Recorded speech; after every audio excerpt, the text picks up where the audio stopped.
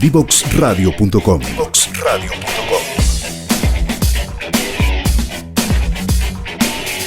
Conversaciones que simplifican lo complejo.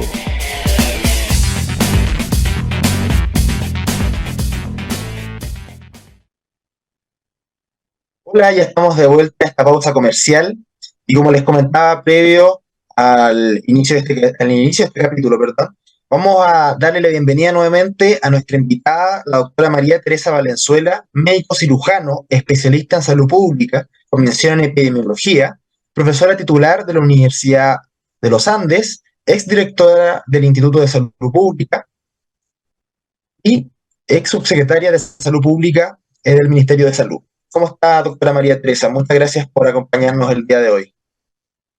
Buenas tardes, Andrés. Estoy muy bien, muchas gracias por la invitación.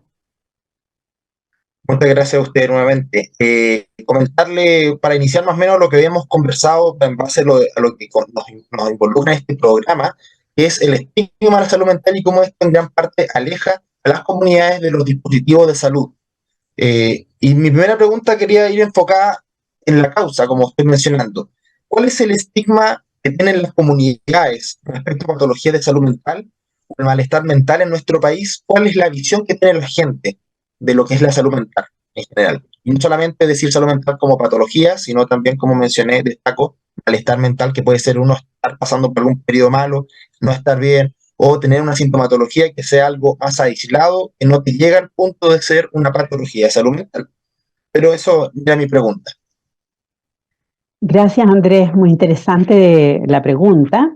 En primer lugar, quisiera aclarar que yo no soy especialista en el área de salud mental específicamente, pero sin embargo, todo lo que voy a conversar con ustedes tiene que ver con la salud pública y donde la salud mental hoy día ocupa un lugar muy relevante dentro de los problemas de salud pública, no solamente de Chile, no solamente los chilenos, sino que a nivel mundial. Bueno, respecto del estigma, claro, se ve a las personas como personas débiles, con debilidad, con falta de autoestima. Entonces, por lo tanto, ahí hay ya un estigma muy importante porque obviamente nadie quiere estar como pasándolo mal, ¿no es cierto?, cuando se reúne con personas, amigos, círculo familiar, etcétera. Entonces, ahí se genera un estigma súper importante.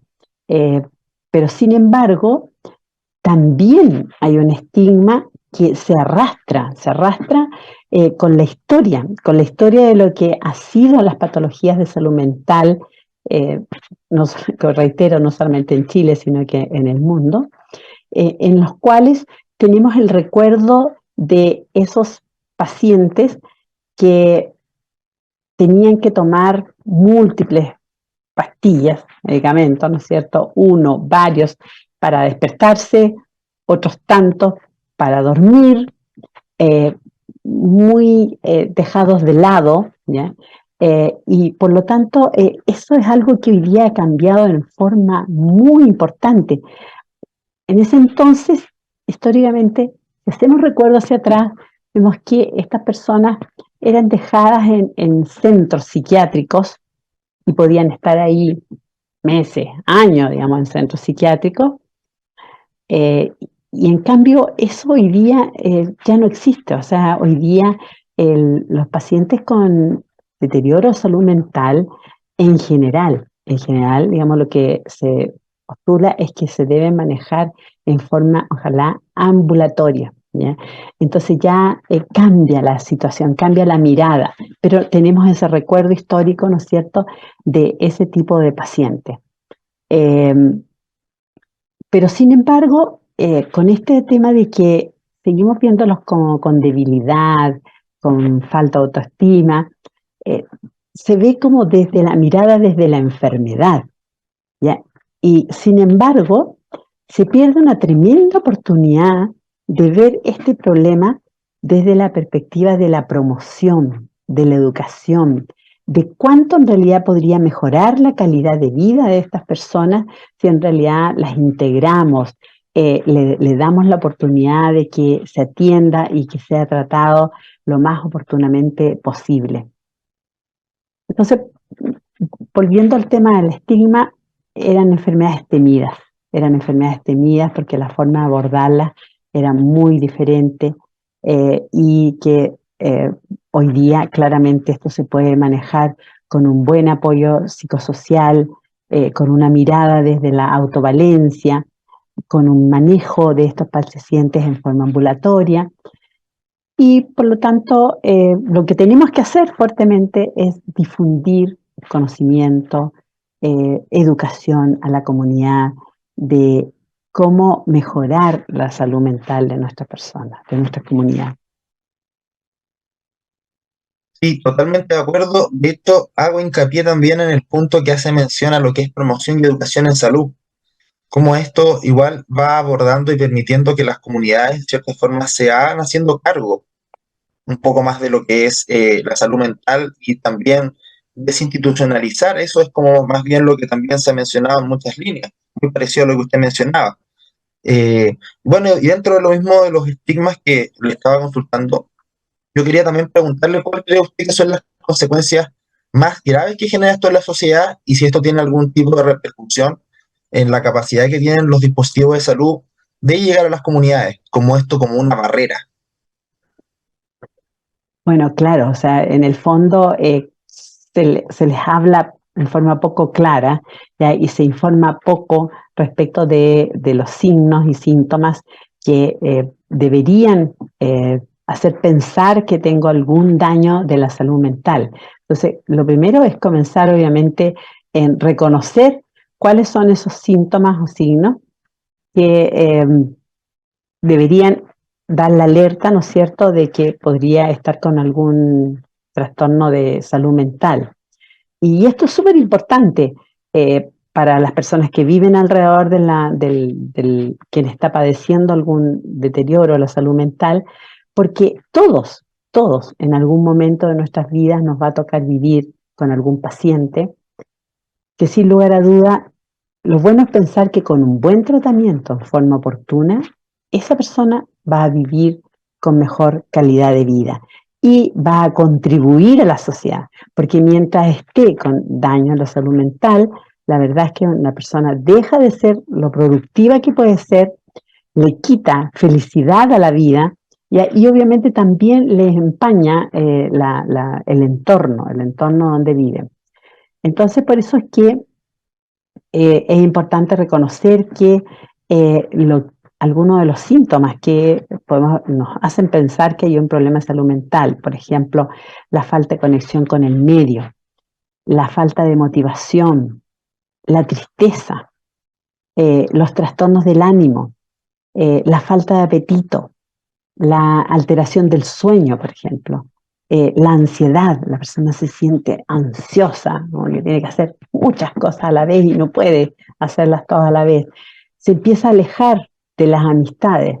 Pero todo esto es importante, que todos tenemos días buenos y días no tan buenos. Entonces, por lo tanto, aquí no hay que pensar que porque tengo alguno de estos síntomas estoy con algún problema de salud mental, sino que esto es cuando ya tienes algunas semanas, ¿no es cierto?, de que te está ocurriendo exactamente lo mismo, estás con trastornos del sueño, te sientes ansioso y esto perdura en al menos 2, 3 semanas.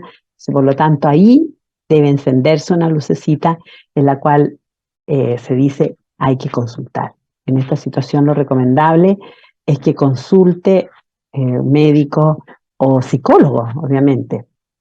Así que hay que vencer estos estigmas educando y con el uso de palabras que importan, como dijo alguien, escribió, tus palabras importan. Eso significa que hay que tener un lenguaje que es cercano, que es un lenguaje que sea fácil de entender, que atraiga a la persona que tiene algún daño de salud mental, para que así vencer las barreras en la búsqueda de ayuda. que es lo más importante, la búsqueda de ayuda. Hay que enseñar entonces, por lo tanto, a reconocer los síntomas y signos y también reconocer cuando se está cayendo en abuso de consumo de sustancias. Sí, muy importante eso que menciona. Y también yo quería hacer otro punto frente a lo mismo. ¿Cómo cree usted que, porque si bien esto que usted menciona que las cosas han ido cambiando, igual esto es Mm. como una apertura, ¿cierto? Es algo que ya se ha ido como dando el espacio.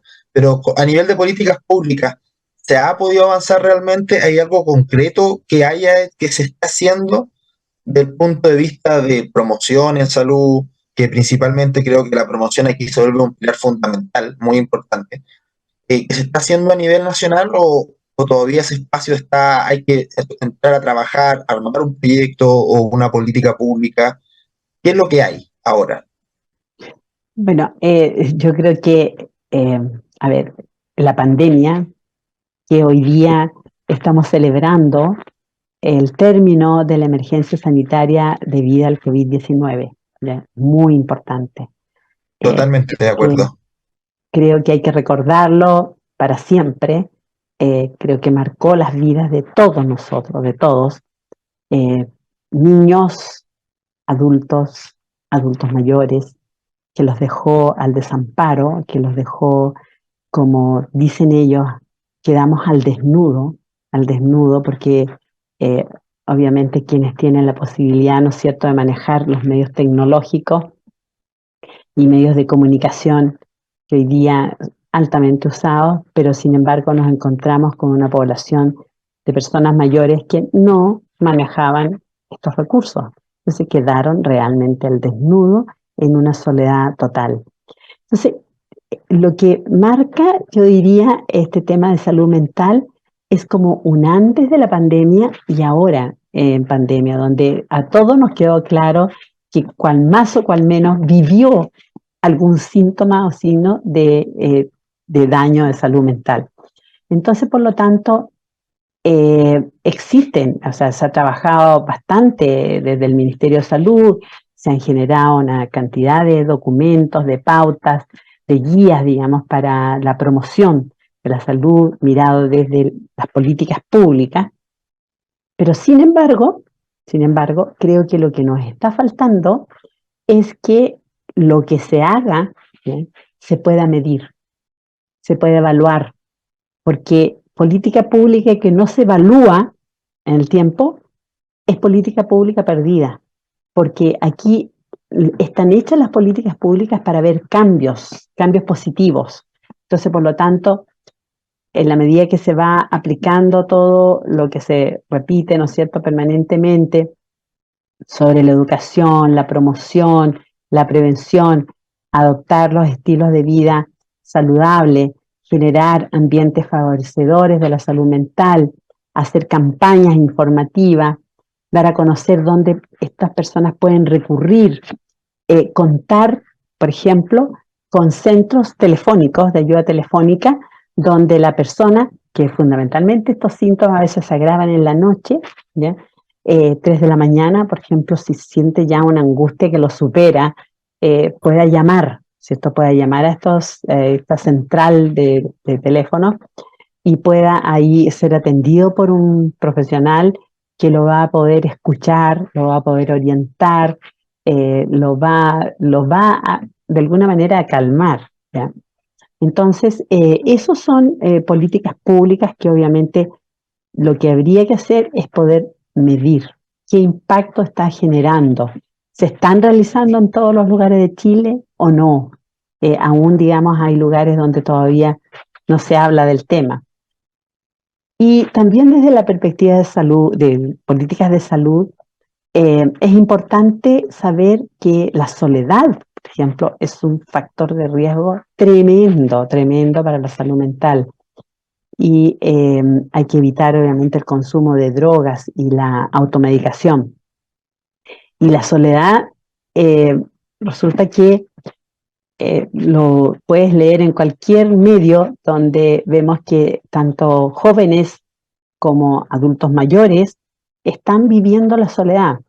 Por ejemplo, Hay unas encuestas recientemente realizadas donde dan cuenta que los jóvenes han dejado de compartir con los amigos y están muy metidos en su medio, en su individualismo, ¿no es cierto? Con tablet, con el celular, con el iPad, y por lo tanto dejan de entrar a formar parte de una red social, una red de amigos, una red de amistad, que eso es claramente es un bálsamo para el deterioro de la salud mental. Entonces son las cosas que hay que promover la actividad física, hay que promover el hecho de tener espacios donde caminar en áreas verdes, por ejemplo, que también es muy tranquilizador. ¿Sí? Y otro dato que también me ha preocupado bastante, lo que se ha dado a conocer este último tiempo, es la encuesta que, la versión número 14 del Estudio Nacional de Drogas en Población Escolar, hecha por el SENDA, ¿no es cierto?, donde muestra que en adolescentes mujeres ha habido un aumento del consumo de tranquilizantes. Y obviamente eso está dando cuenta de problemas de salud mental para estar tomando tranquilizantes. Y esto aumentó de 9.9% del 2019 a 12.7% en el 2021. Eso es preocupante, que los adolescentes estén tomando tranquilizantes a esa edad de la vida. ¿Qué se puede esperar más a futuro? Entonces, por lo tanto, hay mucho por hacer en los colegios, en los municipios, a nivel central, pero que fundamentalmente yo creo que todo lo que más rinde efecto es lo que se hace en poblaciones lo más cercana posible a ellos, más que desde un nivel central que está bastante más lejano. Pero medidas, con indicadores de mejoría para ver si esos indicadores se cumplen o no se cumplen. Así que por lo tanto, lo más recomendable es que sigamos estas pautas, ¿no es cierto?, de prevención, estilos de vida saludables, evitar los factores de riesgo, el consumo de drogas, la soledad, y formar parte, al revés, formar parte de redes sociales, de comunicarse, de tener encuentros alegres, actividades entretenidas. Muchísimas gracias, doctora, por la respuesta. Ahora nos vamos a una breve pausa comercial y volvemos con el tema. ¿Quieres ser un protagonista?